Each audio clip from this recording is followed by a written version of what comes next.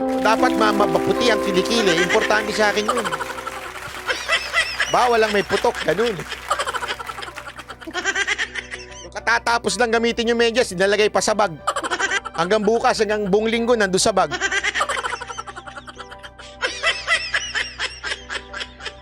Banat bay, wag naman masama ugali mo, ha? Ito. Maganda ito, itong topic na ito. Oh. So, for now, yung pong sinasabi nyo sa kami makokontak, in existence po yung 1348 ng OWA. In Metro Manila, 021348. Kung kayo po ay magtatawag from the provinces at kung sa ibang bansa, ay dagdagan lang ng +6321348. And you can test it now kung may sasagot dyan. Dahil yung pong, we are, in fact, we're invited. What's the number? 1348. Pakitawagin. Tawagin nyo. Oh, seriously. Somebody call that number now. Diyos ko, sana may sumagot. Mr. Chair, Wag mo akong hihiyain, 1348. Ako, sasampalin ko kayo talaga. Mr. Chair, Nako, grabe. Yari kayo kay Arnel. Ako, experience ko, magaling ito si Arnel. Magaling ito. Mr. Chair, So, is that a 24/7 hotline? Yes. Yes. Mr. Chair, Mr. Chair. Oo, Eto na. Alam mo, sa totoo lang ha, kung si Attorney Kabobo to, sigurado akong sasabihin na naman nila, pahiya ka tulpo, no? Sinagot eh. hindi niya titignan na ganun bumusisi si tulpo. Dalawang anggulo yun eh. O, di ba? Anong anggulo dito? Kasi dito, tinawagan ni tulpo eh. Sinagot. O, alam mo, sigurado ako, sasabihin ng Attorney Kabobo na yun, sasabihin niya, pahiya ka, no? Tapos i-echo naman siya ng isang babae. Pahiya ka nga! Pero sa totoo lang, buti nga ginagawa ni Tulpo ito, talagang sinisigurado nila. Alam mo kung bakit? Ang dami sa ahensya ng gobyerno na kunwari may hotline, pero yung hotline na yon wala. As in, iinit na yung ulo mo, kakatawag. Kaya nga hotline ang tawag eh.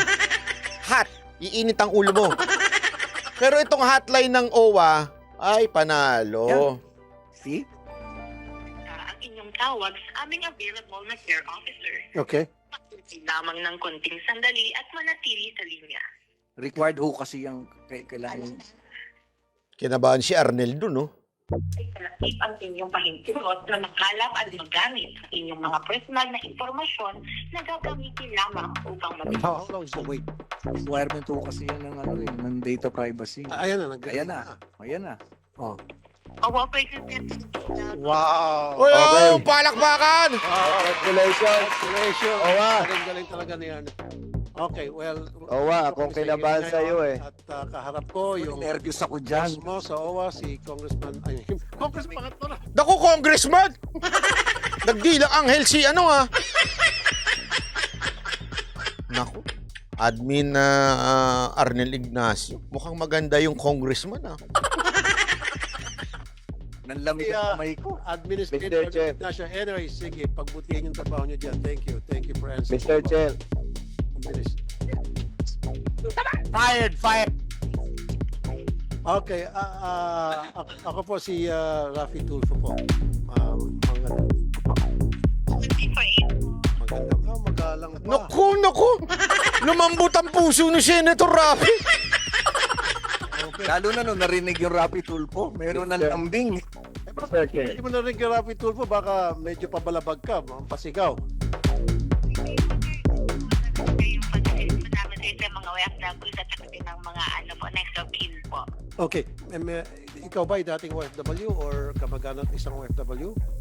Hindi po sir, bali po sir, nag-apply po ako sir before sir noon sa di ba sir is na-outsource po itong po natin, yung OWA sa call center po. Then po sir nung kinuha na po ng OWA, nag-apply din po ako dito sa OWA. Anong training ang ibinigay sa iyo? Training that you have to undergo para ikaw ay matanggap diyan bilang call center agent.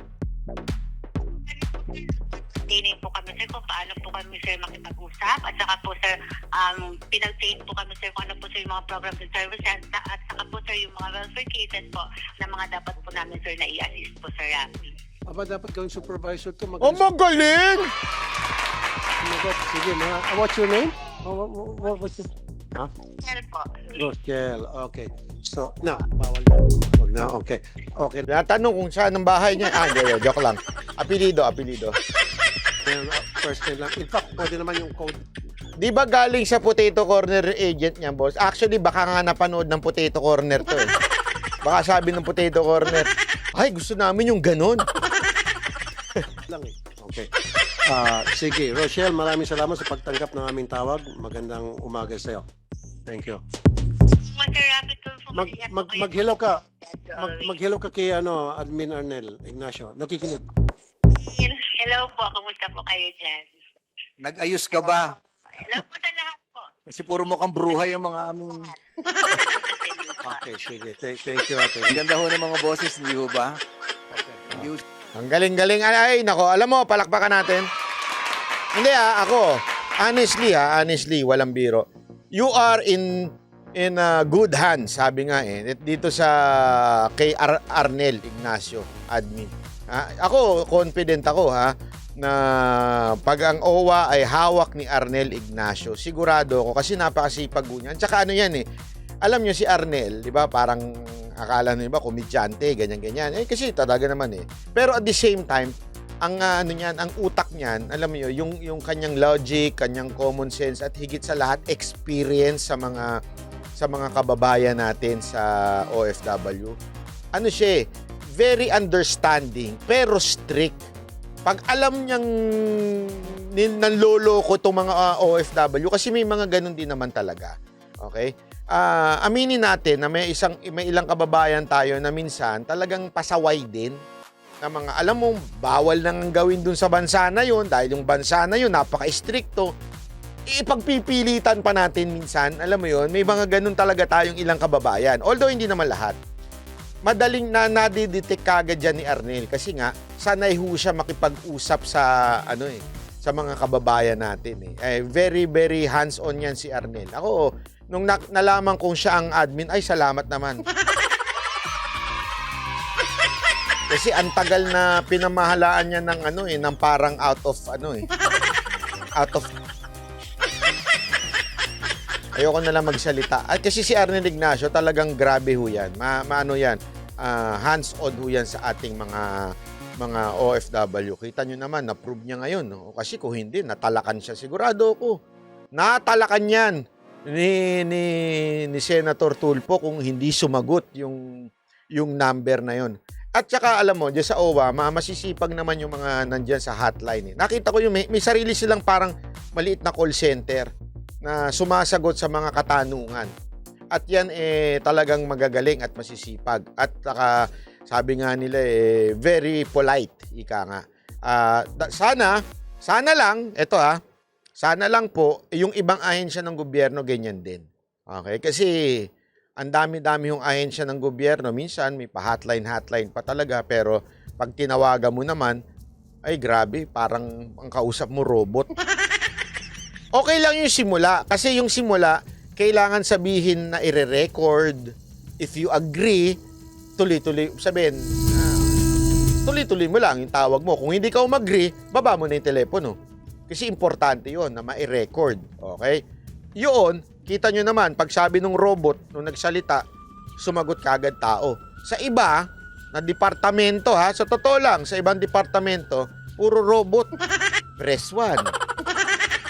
Kung gusto mo ng English, press 2. Gusto mo ng Japanese. Totoo, maraming ganyan. Tapos hanggang naubos na yung load mo. Yung gusto lang nila maubos yung load mo. Gusto lang nila maubos para magsawa ka ng katatawag sa kanila. Di ba? Ganyan Maraming mga ganyan tayong departamento Ito ba, panoorin naman natin ito. Pasok!